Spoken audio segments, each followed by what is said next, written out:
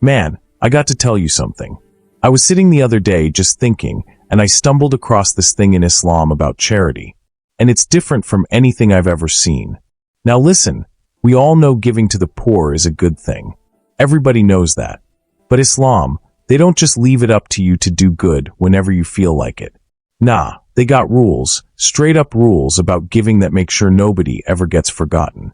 You got a little money, you give. You got a lot, you give. Every year a set portion. It's called Zakat. And the crazy part is it's not optional. If you have wealth, you give.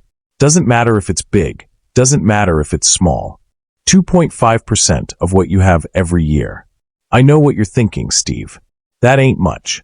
But man, when millions of people do it consistently, that little bit adds up in ways that can change whole communities. And it's not just cash either. You can give food, clothes, build a well, help somebody in debt. If it helps a person in need, it counts. Man, I was thinking about that and I said, wait, we've been winging this whole giving thing all these years. And Islam been running a system like this for over 1,400 years. Yeah, over a millennium. And they still make it work. And what I love about it is how structured it is. It's not random. It's not just whoever asks gets it. There's an order. You got the poor first, orphans next, widows after that, people in debt, travelers stuck far from home. Everybody has a place in line. And the goal is simple. Nobody gets left behind. Nobody. And I thought about myself for a second and I said, man, I don't even organize my own closet like this. And yet, here's a system that organizes charity so that it actually works for real people and it goes even deeper. In Islam, it's not just about giving your money and walking away. No, it's about being thoughtful. It's about responsibility. The idea is that wealth comes with an obligation. You can't just sit on it. You can't hoard it. You can't be selfish with it.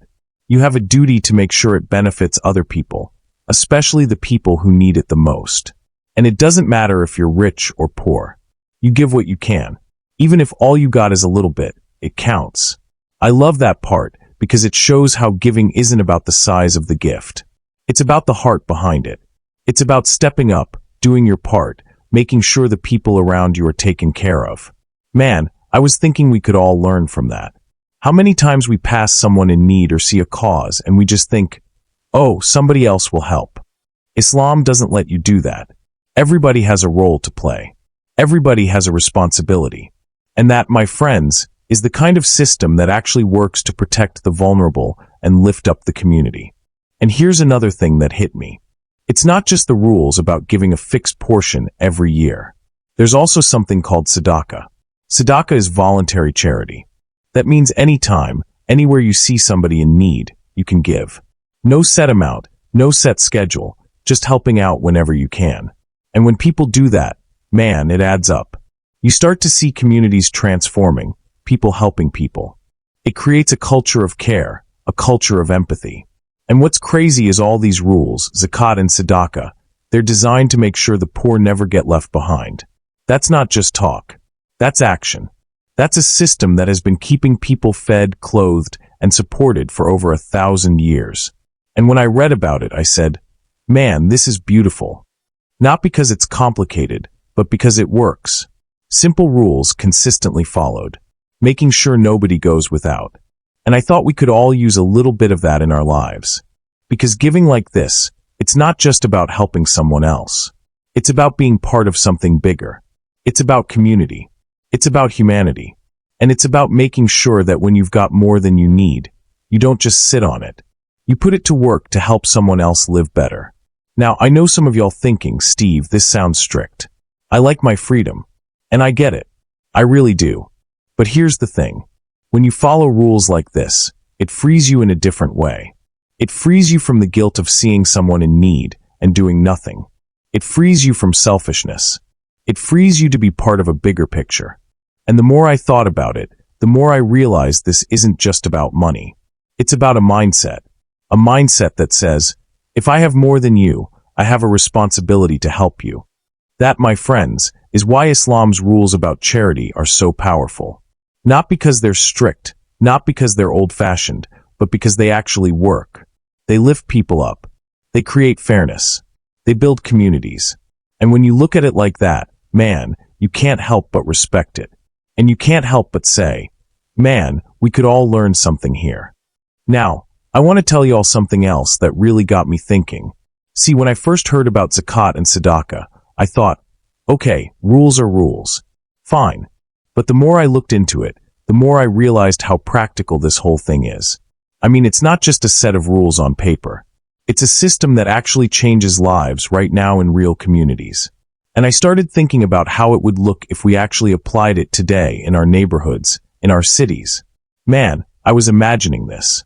Every person who has a little extra, taking just a portion of it and giving it consistently, not once in a while, not when it's convenient, but consistently helping people who actually need it.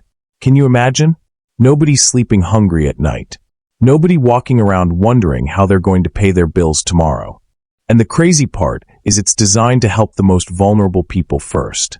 The orphans, the widows, the families struggling to get by, the people in debt, the travelers stuck far from home. They get priority. And I'm sitting there thinking, man, that is just smart. That's practical. That's real-life problem solving right there. It's not a feel-good system. It's a working system, and it's been working for over 1,400 years. And the more I thought about it, the more I realized we could all take a page from this book. We think giving is just tossing a few dollars in a bucket or writing a check and moving on. But here's the lesson. Giving is powerful when it's structured, when it's consistent, and when it actually reaches the people who need it the most. And that's why it blew my mind. I said to myself, Steve, you got to pay attention. This isn't some old tradition. This is a plan that works. And then I started looking at Sadaqah, the voluntary charity. Now, this part really got me laughing because it's so simple and so human. You see somebody in need, you help them. That's it. No rules, no percentages, just giving when you can. But the beauty of it is it adds up. Man, you don't realize how far a little bit of kindness can go. One person gives a little, another person gives a little, and all of a sudden, whole communities are being transformed. And that's what's so brilliant about it. Islam teaches that every little bit counts. It don't matter if it's small or big, as long as it comes from the heart. And that's something we can all learn. Because too often we think, oh, I don't have enough, so it won't make a difference. But that's exactly what they're teaching here. Even small contributions matter. And it's not just about the money either. It's about the act itself, the intention behind it, the effort to help someone else. That's where the power is. And I thought, man, if more people thought like this, the world would be a different place. It's simple, it's human, and it's effective. Now let me tell y'all a story. I was reading about a man in a small village somewhere. And he didn't have much, barely enough to feed his own family. But one day he saw a stranger walking by hungry and tired.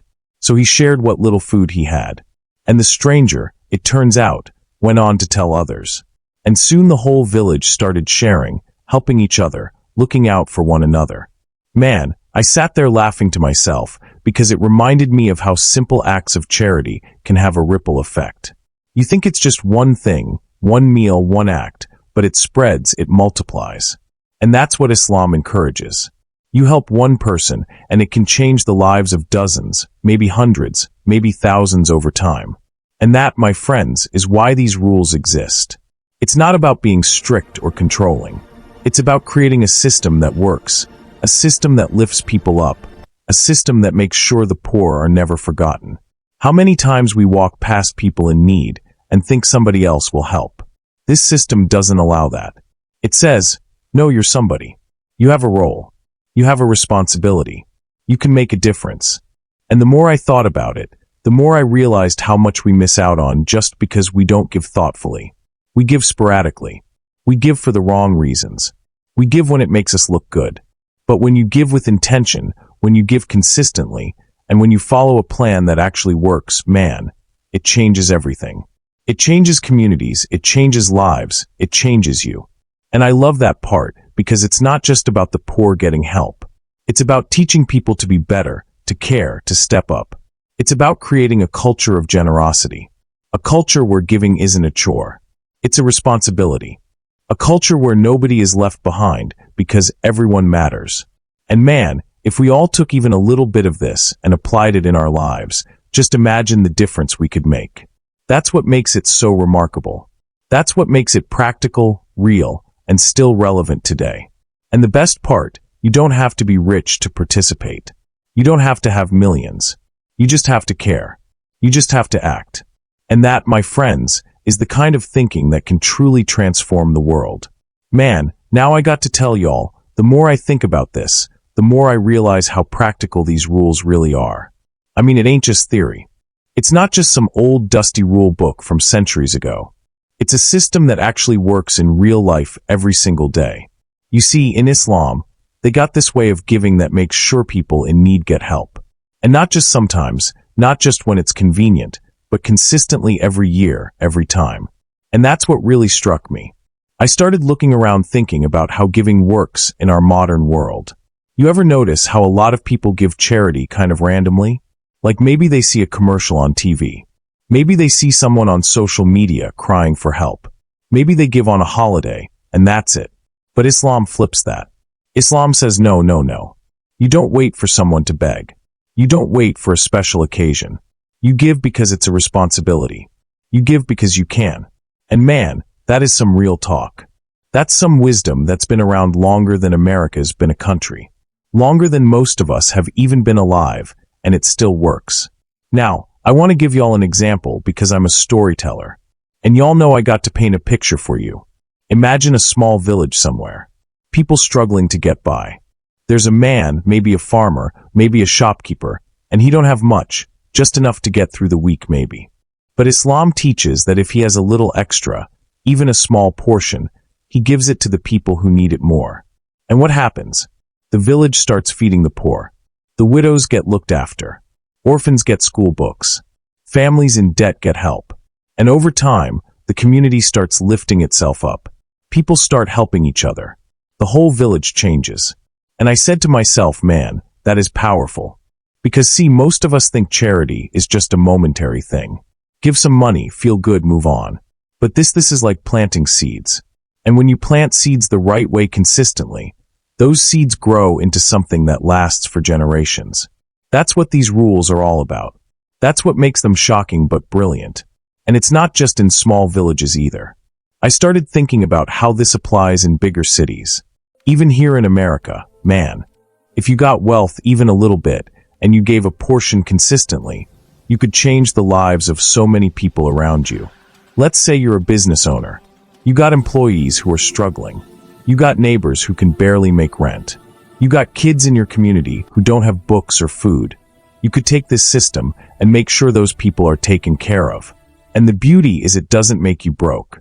It doesn't make you weak. It actually blesses your life.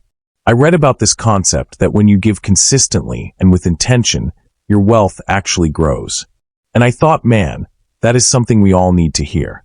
Because most of us out here thinking, if I give away too much, I'll have nothing left. But Islam flips it.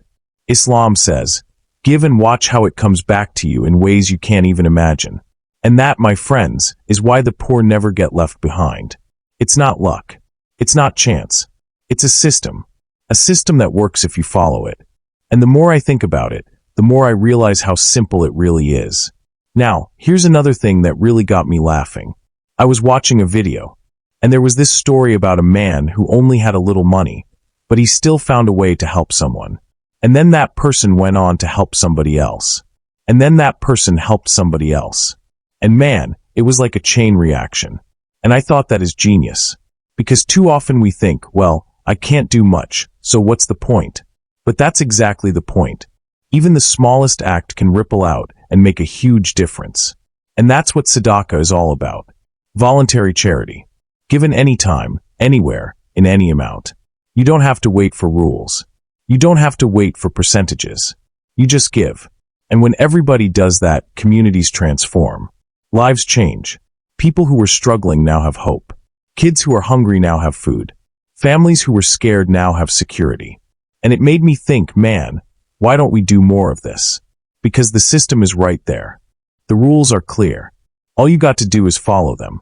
And when you do, it's shocking how much impact you can make, how many lives you can touch, and how much better the world becomes. Now, before we finish, let me tell y'all what really hit me about all this. I was sitting back thinking, man, This is more than just giving money. This is about creating a way of life. See, when Islam talks about charity, it's not just about helping someone once and calling it a day. It's about making giving a part of who you are. It's about making sure you're always looking around, seeing who needs help, and doing what you can. And the way they set it up, it works. It's like a machine. Everybody has a role. Everybody contributes. Nobody gets left behind. And I thought to myself, man, we need some of that here. We need systems like this everywhere. Not just in villages or big cities far away, but everywhere, because too many people out here struggling. Too many people feeling forgotten. And these rules, this way of thinking shows you that it doesn't have to be that way. You can make a difference no matter how small you start. And let me tell you something else that I found so remarkable. Islam doesn't just tell you to give. It tells you why you give. It tells you how to give. It even tells you what happens when you give. And I love that part because it shows you that charity isn't just a nice thing to do. It's a responsibility. Yes, but it's also a blessing. Every act of kindness, every dollar, every meal, every bit of help, it counts. And it counts in ways that you may never even see. And that, my friends, is what makes it powerful. You may not see the person you helped today feeding their family tomorrow, but somewhere somebody's life has changed because of it. And that ripple effect, man, that's what keeps the world moving. That's what keeps community strong. That's what keeps hope alive. And it made me realize something about myself. I said, Steve, you've been giving, sure, but have you really been giving with intention, with consistency, with structure? And I had to laugh at myself, because most of the time, I just gave when it felt right. But this system, man, it makes you think bigger. It makes you think smarter. It makes you see how every little bit can add up to something massive if done the right way. And then I started thinking about all the people out there who don't have a voice, who don't have money, who don't have connections, kids growing up without enough food, families struggling just to pay rent, elderly people alone in their homes. And I realized, man, the rules of charity in Islam are made to protect these people. They're made to make sure that someone somewhere is always looking out for them, that nobody is forgotten. That's powerful. That's not just religion. That's common sense. That's humanity. And it made me feel hopeful, because if a system like this can exist for over 1,000 years and still work if people follow it consistently, imagine what could happen today. Imagine neighborhoods, towns, cities, countries, communities filled with people following these simple rules of giving. Man, it would change everything. And that, my friends, is the lesson I want to leave you with. So when you think about charity, don't just think about it as throwing $1 in a bucket. Don't just think about it as something you do when it's convenient. Think about it like this. Think about it like a responsibility, a part of your life, a way to make sure that people around you don't get left behind. And I'll tell you this, when you give like that consistently, intentionally with your heart in it, it comes back to you in ways you can't even imagine. Not always money, not always fame, not always recognition, but in blessings, in community, in relationships, in respect, in peace of mind. And man, that is powerful. That is life-changing. And if you take one thing from this whole conversation, let it be this. Giving isn't just about you. It's about everyone else. It's about building something bigger than yourself. It's about creating a world where nobody goes hungry, nobody is forgotten, and nobody is left behind. That right there, my friends, is the kind of power that changes lives. And that, my friends, is why the rules of charity in Islam are not just shocking. They're beautiful, they're practical, and they are meant to last forever.